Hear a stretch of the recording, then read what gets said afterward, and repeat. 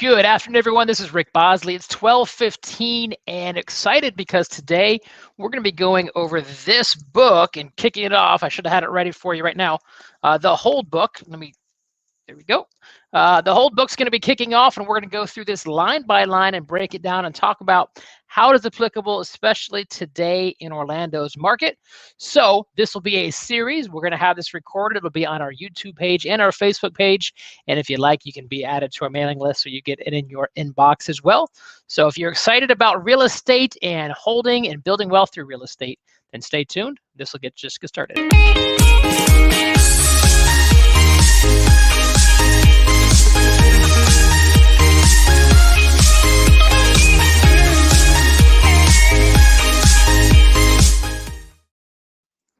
All right, so welcome back. This is the kickoff of Hold, how to find, buy, and rent houses for wealth. This is, again, a national bestseller. It was written by, you can see there, Steve Chater, Janice Daughtry, Jim and Linda McKissick, and Jay Papazan, with the foreword by Gary Keller. And this is part of a 3-book trilogy on building wealth in real estate. One of the other books is right here, The Real Estate Agent Investor. And click off there. So this will be perhaps a future one, talks more of the generalized investor, talks a lot about mindset. And then there's also one called Flip, if you specifically want to get into Flip. So by following us along here, you're going to be able to, it's kind of like a book club, you know it, and call me nerdy, I don't care. So we've got our book club, and I've already gone through and summarized this for you. So this is the Cliff Notes version of the book club. If you guys know Cliff Notes back in the day, how many of you, come on, raise your hand. I know I don't see you because you're watching this after the fact, but you use Cliff Notes through school. If you're a teacher out there, do those still exist? That'd be really cool if they do. Anyways, let's take a look. This is the training series, and it's presented by me, so this is unique PowerPoint presentation, but nothing here is unique to me. This is straight out of the book. I'm a business coach by MAPS. I'm a Keller Williams approved trainer. I'm a realtor here in Orlando, and so let's talk about what this is going to do.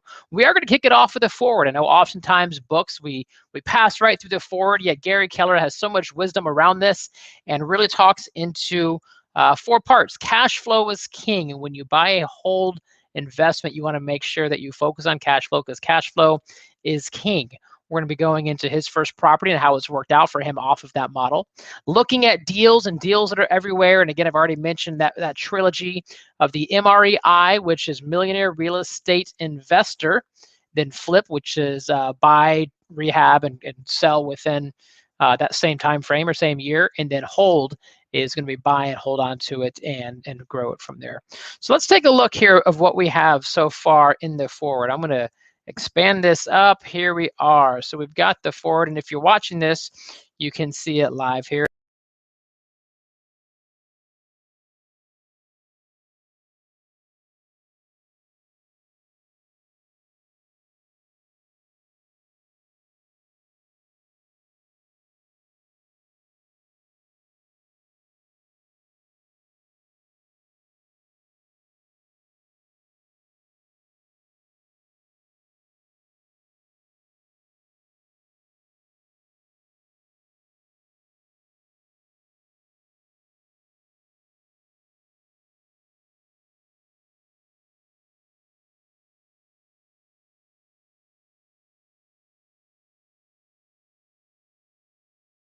About this, I got into real estate back in 2010.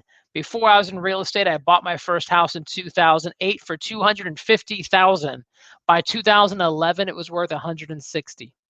Now, it didn't matter. Cash flow was king. It was for my primary residence there, yet I only would have sold it for $160,000 if I chose to sell it back in 2011.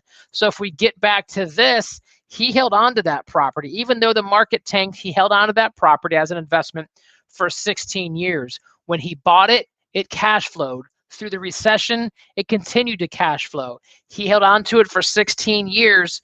And what happened after 16 years? Cash flow is king. He never lost a cent on that property. And when the market reemerged and it appreciated at a value higher than what he did, then he also got the appreciation. So what I want you to get out of this so far is we're focused on cash flow, and cash flow is king. So buy a property and say, what's the rental market and how can we do based on that? We're gonna chunk that down a little bit. The truth of the matter is, Money and deals are everywhere, and he shares that you have to know where and how to look for it. So I highlighted here that you wouldn't step over a $100 bill on the sidewalk, yet most likely we pass by $1,000 deals every day on the way to work or the gym or walking the dog or the grocery store. And what we're going to go through with this Hold book and Hold material is teaching you how to spend that extra cash that you have. That's excuse me, how to spot, not spend, how to spot that extra cash that's there in plain sight. Then you see there again the two other books of Flip and MREI.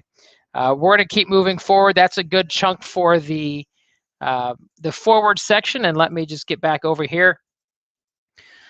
The introduction, Hold is about the long-term gain. Hold is about buying, acquiring, and holding on to that property to get that long-term gain. The path for retirement has absolutely changed. This was reflected a little bit in the Robert Kiyosaki book, Rich Dad, Poor Dad, of the path to retirement. So we're going to talk about that. And then the team behind it. Jay Papasan has been Gary Keller's partner in all the publishing. So many of the books have been co-written or written by Jay Papasan. We have 4 new names. We're going to meet who those 4 people are. Before we do that, let's talk about, there we go. I'm going to not quite get there. Let's talk about the introduction here.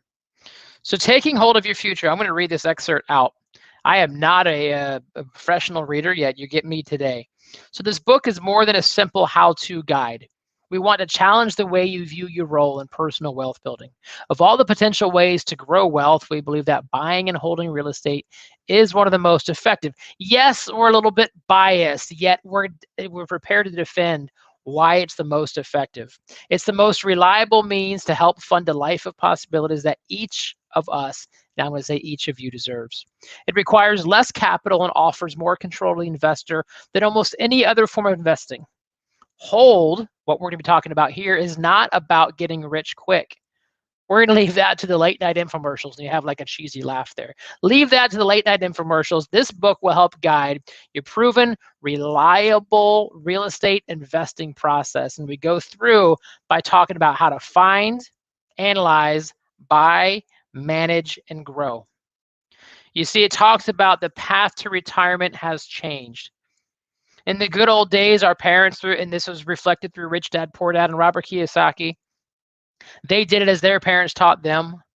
And it was get a good job with a good company that will provide a sizable pension to live off after you turn 65. And Social Security, well, that's just your added bonus. Well, today, we're not exactly cut from the same cloth. Rather, the average person will change jobs 9 to 13 times during a career. Now, if we're changing a job 9 to 13 times, most pension plans are gone. So that already, now maybe you're one of the tried and true and you're staying with your career and that could work for you. Yet I can speak for myself, 9 to 13 times. Even my wife, who's been with Advent Health since she was 18 and started off as a transport, she has changed jobs within that organization several times. So what we know is that people are changing and following their passion more. Social Security comes and the golden years come knocking. So I'm going to talk about that a little bit. I'm at a listing yesterday with some great friends and clients of ours, and they're of the retirement age. And he was talking about one of his best friends who just bought out of a company he was with, and within 6 months after he sold, there's 3 owners left, and they sold the entire company. They said now is the time. We're going to cash it in, and we're done. 2 of those 3 people were diagnosed with a terminal illness and expected to live 12 to 18 months. So the challenge that we have with the traditional way of thinking that says go to school, get a job, work hard, then retire, then play, is every day is a gift and we don't know what's going to come. I teach a class called Quantum Leap and 6 personal perspectives, and through these classes we say you don't learn, work, play in decades of your life. You simultaneously do all 3. You're always learning, which if you're watching this right now, then I know that I'm speaking to the choir. You are always learning, always studying, and always looking to grow yourself, physically, professionally, mentally. however it is. And then work and play says, go take some time off, go enjoy your time, go spend your money. Work hard, play hard. In the book, The One Thing, they talk about a life-work balance, and that's a myth. To be a life-work balance, it'd be like right now I'm working on presenting this. Well, right now, what if I was also handling life? And what if my kids were here and I'm balancing them and feeding them and playing ball with them and I'm walking the dog and feeding them? I'm really failing in all aspects because I'm here with you right now, which means I'm in work mode. So if you find yourself trying to do a life-work balance, be okay with I'm going to work and be all in, and then I'm going to be in life and be all in, because trying to do both really is kind of a debunk there. So let's keep going. They talk about, the story of the co-authors, Jim and Linda McKissick. I'm going to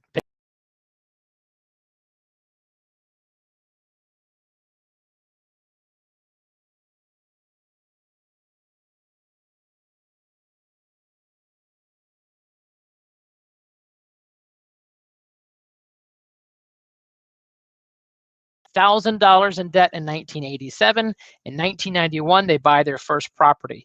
If we look at that property, they bought it for $15,000.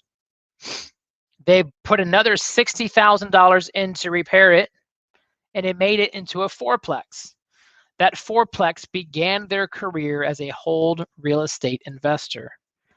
They started as saving 15% of every real estate commission check. So we think about this, whether you're in real estate or whether you have a job or W-2 or 1099 or whatever you do, you have a source of income. So right off the bat, one of the nuggets I want you to take away is take 15% of your income and set it aside to invest. Now for Jim and Linda McKissick, they chose to invest in real estate. Maybe you want to diversify, and that's okay. Not saying where to invest. I'm saying real estate should be one of your investments, however much is up to you. But they took that and they took 15% of every commission check. They financed that property for 15 years. Now, 30 years is a common time frame, right? So it's almost the default, and I don't have the statistics here yet. If people get mortgages, the vast majority that I'm seeing are doing for 30 years for affordability or anything else. And what that's doing is that it helps their cash flow in the today moment, yet it extends out their payments by an additional 180 months that you're paying interest on top of. So they financed it for 15 years, and we learned from the intro and the forward, cash flow is king. So my challenge to you when you get into a property is, can you buy the property, do a 15-year mortgage on it, and still allow it to cash flow? So by doing this strategy of not only making sure it cash flow, but also saving 15% of the real estate commission, before long, Jim and Linda McKissick were buying 15 to 20 properties a year, making sure that each one of those properties met their criteria. That fourplex that they started off back in 1991 is still in their portfolio and generates $3,000 a month in cash flow. And of course, by this time, it is paid off. So there's Jim and Linda McKissick. The next duo we're going to see is not a husband and wife, rather business partners. And Steve Shader is where we start off. And he remembers he talks about sitting with his grandfather. His grandfather is looking through the newspaper and uttered the words of advice, the words of wisdom. Buy stocks in great company like RCA. Now, this is his story, not mine. Yet that's how he remembers it. And by the time Steve was old enough to think about investing, well, RCA was gone. So as we fast forward a couple years, Steve got his degree in distribution, transportation. He's living in Mesa, Arizona. And in Mesa, Arizona, he sees a property and it's a duplex, and he realizes that he can actually buy the duplex, live in one side, rent out the other side. This is the phrase kind of like house hacking. Right? When we think about house hacking, that's you buying one unit and renting out a portion of it to offset some of your mortgage, or maybe all of your mortgage. I mentioned I bought in 2008. That was a house hack. I bought it as my primary residence as a 4-bedroom, 3-bath, and I rented out the other 3 bedrooms. Those 3 roommates got a great deal because they got way below market value rent. We were all in college, or of that kind of post-college, but in the same phase of our life. They got reduced rent. Their combined rent paid my mortgage. I had little to none, therefore it kept my cash flow going strong. So that's a house hack. And what Steve did here was bought a duplex where he lived in one side and rented out the other one, maybe not to friends, maybe to somebody else. In turn, we talk about investing, and you can also invest with your money. So his grandfather, who said, go invest in RCA when RCA is no longer there, he was making about 3 or 4% interest in his CDs. So instead of doing 3 to 4% interest in CDs, and CDs is a very secure way to invest, he said, I'll be your money guy. And we talk about private money, and we have some previous podcasts and episodes on YouTube and Facebook that say, yeah, go find some personal money that they're willing to give you a percentage. And at the time, they chose 9%. And 9% worked well, so Steve was able to get his first duplex, and they were able to go well. Steve then saw the potential and called all of his friends over on the East Coast and said, you've got to get into this. So not only did he get into investing, he also built his property management business portfolio. So before long, he needed to hire some help. Janice Daughtry started working for Steve as that part-time property manager. She already had a background in that. They became investment partners and grew their business. So today, or not today, but the time this book was written, they had 9 single-family properties together, 5 commercial buildings, and approximately 1,000 residential homes they managed and 40 properties they managed. Now, he talks about how he treated it almost like a game of Monopoly. And if you guys think about Monopoly, you know, you have Baltic and what's the other purple one? Mediterranean, maybe? Those are the 2, right? And you can get into it for cheap, and you can put on a house. And then you put on a second house, and then a third house, and then a fourth house. And then what happens when you get the 4th house into the 5th house? You get to put on the commercial building. You get to put on the hotel. Or maybe you sell those houses, or you say, I'm going to trade this portfolio over, and I'm going to go start over on the light blues. What do we have there? Oriental. Or go to St. Charles or New York or Illinois or Marvin Gardens or Pennsylvania Avenue or Boardwalk. You don't have to start on Boardwalk. You don't have to start on Pennsylvania Avenue. You can start where the money makes sense. And over time, like Steve did, you can play Monopoly and get into commercial buildings, hotels, multiplexes, that sort of thing. So they go into further of what can the hold strategy do for you. Let me see if we can, I've got this here. Hold strategy can do for you, it can't be lost, it can't be stolen, it can't be carried away. And if you purchase with common sense, it gets paid for in full, you manage it with reasonable care, it can be one of the safe investments. Now, yes, we have all sorts of landlord horror stories where tenants stop paying or they destroy, and we're running it like a business. And in business, I hear horror stories of people who dine and dash, or for people who don't pay, or for, you know, employees who steal. You know what? In any business, there's going to be a risk. There's going to be a downfall. So we've got to treat this like a business. As we go in, we're going to go through the different chapters, and we're going to assess how we're going to find, analyze, buy, manage, and grow. And so let's see what the book had to say here as we do all those. Let me get back to it. So the first one's find. The secret lies in having the right criteria based on the underlying fundamentals. We're going to look at price, we're going to look at terms, we're going to look at condition, and it truly is a numbers game. I'm working with investors right now, and they're coming in of going, you know, is this a good deal? And I come right back and say, put it in the spreadsheet. Let's analyze the numbers, let's find it. And we are constantly analyzing different deals. Now, some of them have different terms. You know, one's a contractor, and he can do repairs and rehabs for cheap. And the other one, let me turn off my, I guess I can't do that. I need the access.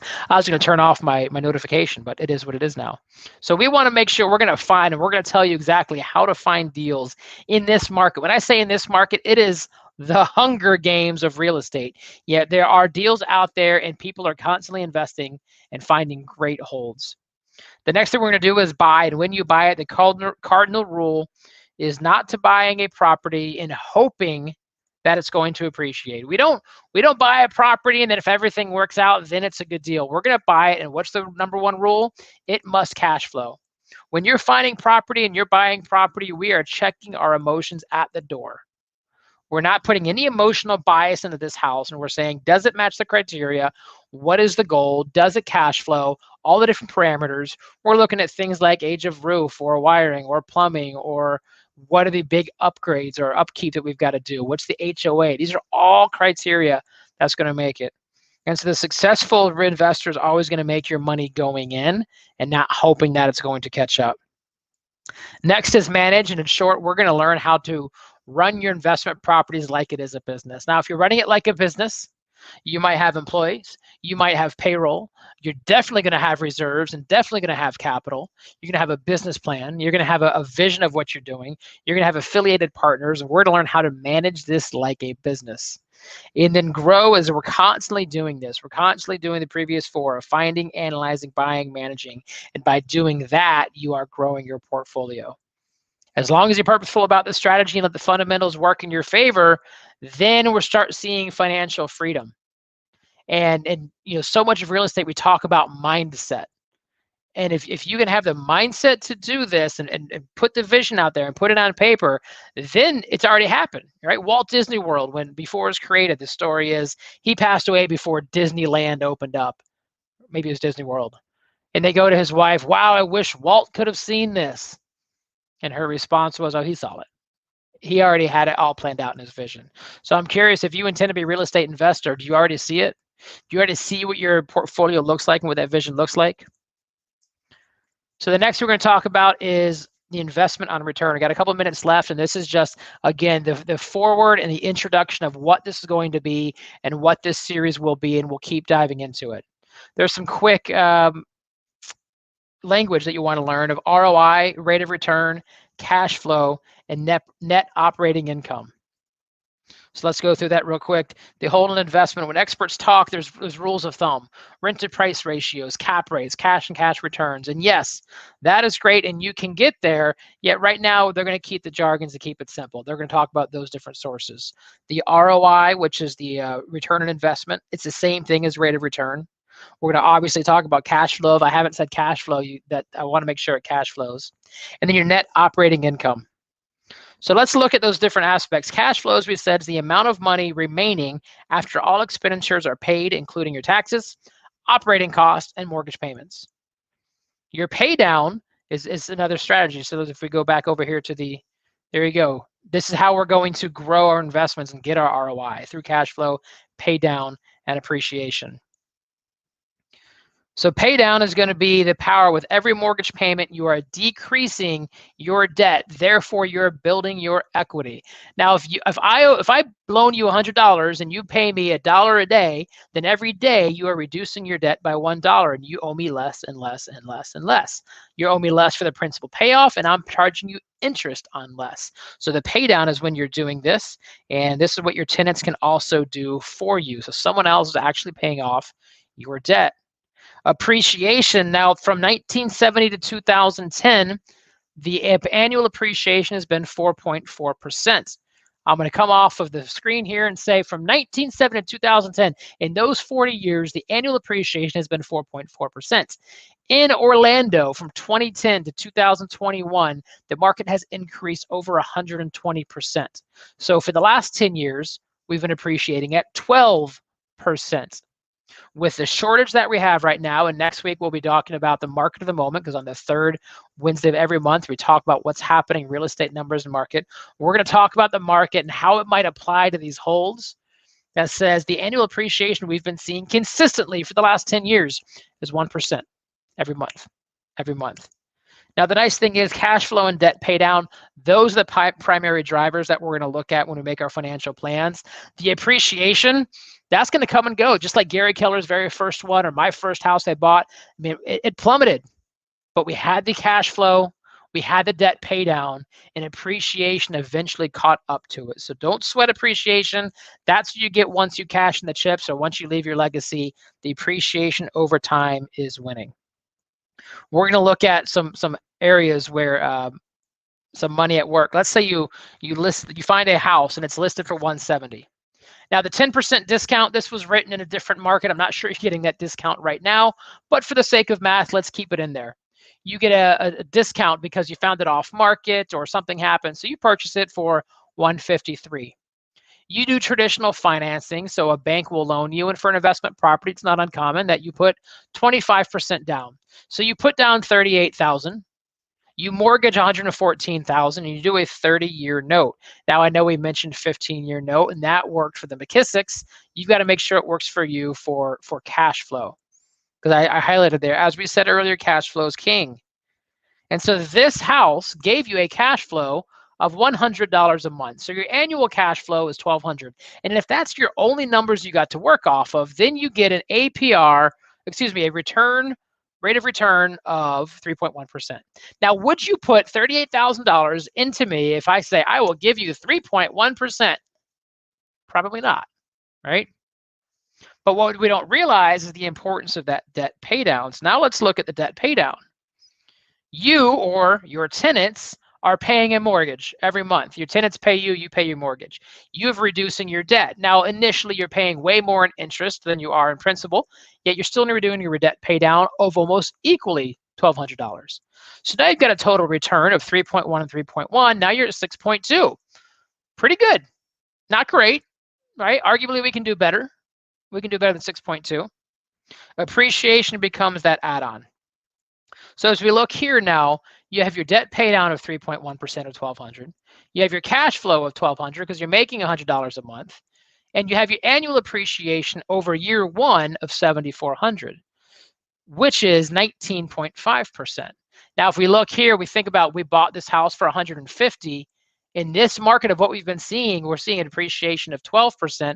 That would be a $15,000 annual appreciation. So now, off of this example, with that annual appreciation, you're getting 25.7. Now, learn the leverage habit is you don't have to do this alone, right? You don't have to go alone. You can leverage people. You can leverage money. You can partner somebody with a lot of money, but not a lot of time. Or maybe you have a lot of money, you don't have a lot of time. By putting only 25% down, you own that 170. That appreciates in between 4.5% to 12% a year annually. That you're cash flowing on, it's not costing you money, and it's translating to pretty massive returns.